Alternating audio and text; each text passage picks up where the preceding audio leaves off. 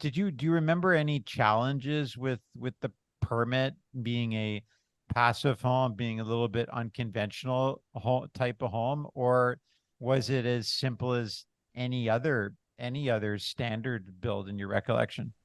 You know Res- what? It was for the most part pretty straightforward. Like our building inspector was a builder, so it was pretty easy, to make those connections beyond just kind of what's written on the form type of thing. But there was a bit of a stumble where the code says you have to have continuous insulation, right, throughout the building. And that's why they've instituted this 2-inch foam that essentially surrounds all buildings now. Any home that you see under construction, right? You got 2 inches of foam to create that thermal break from the exterior. And then on our design, because I mean, technically, he was seeing that the potential for a thermal bridge through the kind of the 22 inches of material, right? So there's an eye joist on its vertical where the bulk of the insulation sits, and then there's your traditional framed stick frame shell inside of that. But there were moments where those eye joists would actually meet up with, say, the bottom plate or the top plate of the walls. And he said, "Well, but what about this? Would that be considered a thermal bridge?" But I think once he got his head around the fact that that distance is so large, and wood is still an insulator, that it was a kind of a non-issue. It was still we came to the realization that the weakest point of this building is the equivalent of the strongest part of a traditionally built home, Yes. right? Yes. So if you think of it in those terms, that those few spots where we have a weak point, where there would be a bridge, that it still exceeds what the minimum code of the best part of your wall on a new home Yeah. would be built, right? If that makes any, could be in the Oh, weeds a bit, but yeah. essentially, once he gave it some thought, he realized, yeah, you're pretty good here. You're safe. Yeah. I was gonna bring that point up about your pitched roof, your 12-12 pitched roof. That seems like like that could seem like a bit of a compromise, and it may be, but it's still gonna be the strongest point of a standard build. Like, yeah, you know what I Well, mean? when you actually break it down and you see that it's a truss system, Mm, so it's a 30-inch parallel core truss filled with okay. insulation, and the way those trusses have breaks in them, or there's not a lot of connecting members. It's very thermally broken, and the top part, the actual pitch, Mm, that's that actually sits. That's about 44 or 48 inches up off the actual interior ceiling. wow. So the level of insulation right at the peak of this house, where Is it's the actually most. most important, is incredibly robust. So, Mm, if anything, I think we're even over the eco built standard. So Did you consider any other HVAC systems though, or is was it always about the wood stove? And can you comment on that, and also touch on what you did for fresh air system? yeah, we the wood stove was sort of a non-negotiable.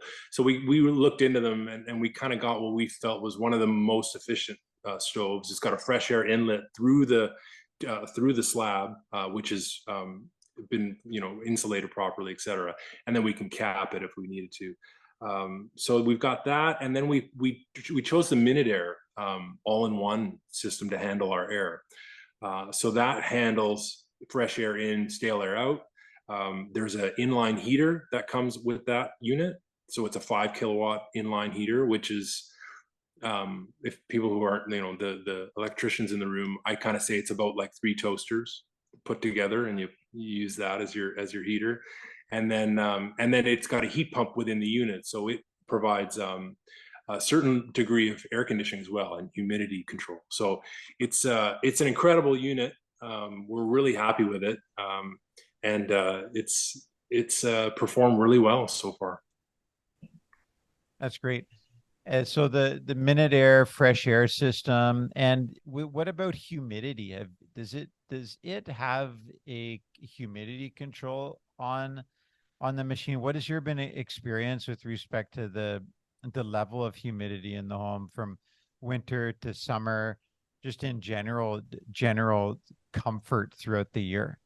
Yeah, it's been really great. It's so because of the heat pump element up to it, it's in a sense it's like an air conditioner, right? So it'll provide, you can set the humidity, the desired humidity level, and it'll provide cooling in the summer when it gets humid. It also has it's got a detector, like a shower detector inside the unit. So if someone's taking a shower and the humidity starts to rise in the bathroom, it'll come on automatically and either remove that humidity from the building, or if it's winter and you're calling for more humidity because it's dry, it'll resend that humidity back into the building, Wow, which is really? incredible. Yeah, it's a Wow. great feature. It's a pretty smart little unit. And if you watch any of the, I mean, you're familiar with it, but I would encourage anyone on online to check out some of the Minute Air promotional kind of videos, and the owner does a kind of a walkthrough and a real kind of detailed um, look about the unit and what it does and how it performs, which I found to be really informative, really valuable, and really kind of sold us on it. We thought about doing the heat pump and putting a unit outside like a Mitsubishi or something like that, and that would have been really great too, because again, that gives you your heat, it gives you your cool, and then have a separate air handler. But we just, in the end, we decided for the sort of all-in-one box, the Minute Air magic box, as they say, and it's been great. I don't know if this was going to be what. Do you have one of those? We don't have one. You We've just got put them in Jonathan. a lot of houses, but yeah, the Minute Air, very popular, produced in Gatineau, Quebec, just north of Ottawa, really is a great Canadian unit. I don't know if we went over this already either. What's the square footage of your house and like the basic layout? Like how many bedrooms? What do you got? Oh yeah, so it's a 2 bed, 1 bath, and it's about, I think it's just over 1,000 square feet on the main floor, and then the loft counts for about 450 square feet, I think, something That's like that. So really about interesting. 1,500 square feet. That's really interesting you say that because like a thousand square feet, and you've had people come in saying that it feels too big. Well, yeah, because That's wild. yeah, it's small but mighty. We kind of say. I mean, one of the kind of mantras we had going through the design process was we want small spaces to feel big, right? Mm, Like small rooms, big spaces. And I know, once you start to really kind of focus on those things, that's why we wanted the height. We wanted to make sure we had, oversized windows where we could, to give it that sense that it's bigger than it is.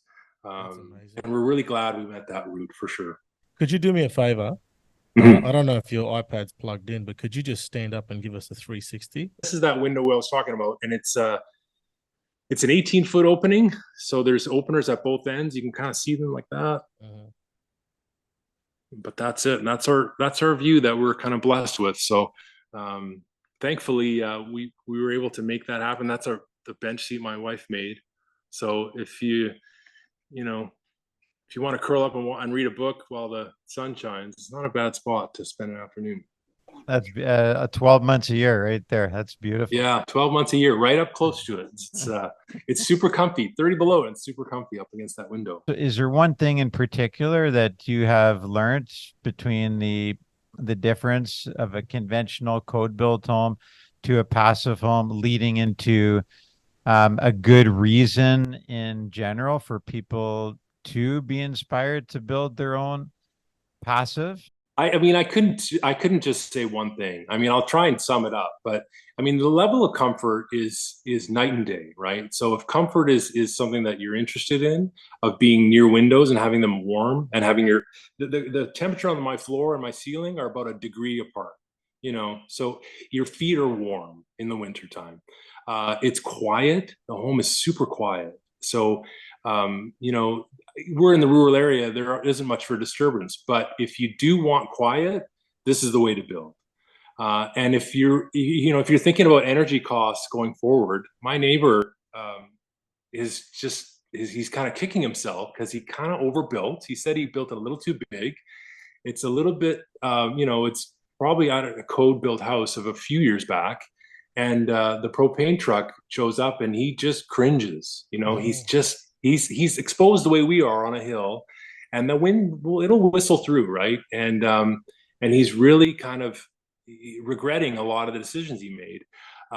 So that's kind of a real life example of that would have been a great opportunity to build something that won't keep dipping into your wallet as you go, year after year. The energy never goes down. I don't know anywhere where energy prices have gone down. They only go up. And so, you buy your energy now, you put it in your walls and your systems, and you've got it for the rest of your life, which is incredibly powerful. It's really just a different way, a different mindset of how you want to live in your home, and what the priorities are. So for us, those were really important, and this is it. This is how we achieved it. And I kind of jokingly say to people that, when you talk about code homes and like a regular code home or a passive house, I kind of think of it as, you can go to a sort of traditional or typical suburb restaurant, like I won't name any, but the ones that are kind of chain restaurants, and you'll get a meal and it'll be fine. It'll be edible. The atmosphere it can be nice, but there's a difference between eating at a chain restaurant and eating fine food that's locally grown and that's prepared by a chef.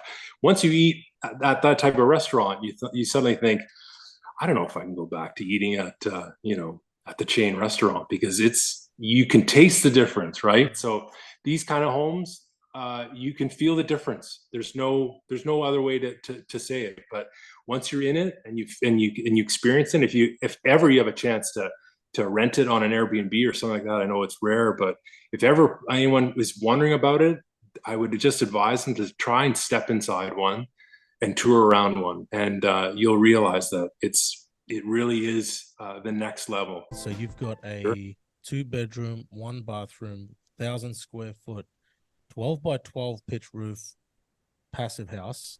Right, 10-foot walls, side walls. 10-foot side walls. Are you on the grid? Do you have solar? We're on the grid. We're on the grid. Yeah. If you don't mind me asking, I mean, I know, Paul, in the summertime, your electricity bill has been what, $40 a month? About $45, yeah, on the net metering program. That's with solar on the net metering program. You're just paying the admin fee, right? Just the administration charges. That's correct. Yeah. So you're using 1 cord of wood to heat the home in the wintertime compared to your neighbors who are using 10 cords of wood. Give or take, yeah. Give or take. Is your electricity bill monthly comparable to what I was just saying to Paul? You know what? It's tough because there's still a bit of construction going on. I'm building a garage now, so it's still a bit like the energy consumptions. Yeah, the energy consumption in terms of electricity is a little bit skewed still in terms of just regular day-to-day living, but there hasn't been any shocks so far of like, whoa, what, that bill is a little high. And trying to rationalize it. So in terms of electricity use, the Minute is super efficient. So there's that, and our appliances are really efficient too. I mean, we've got a heat pump dryer, and again, the rating on it is, I think you look at the Energy Guide rating on the card, and it's like below the start point. It's like not even on the radar, if you will. So I think it's one of those things that super efficient in that respect. So it's just one of the other benefits of building this way. Unbelievable. I love that analogy. I'm thinking of it still between the fine food and the franchise food. And it is so, really is true. Once you build passive, you become passive, and you stay passive. It's the only type of house that they'd live in for all those benefits and rewards that you just said. Comfort, quiet, house that saves a ton of money. great to hear of your experience, John, and hopefully we can have you on again. That'd be great. That would be great. Maybe once I actually get someone else to build another one around here, then we'll see how that experience goes. Do one from their living room. Exactly. Awesome.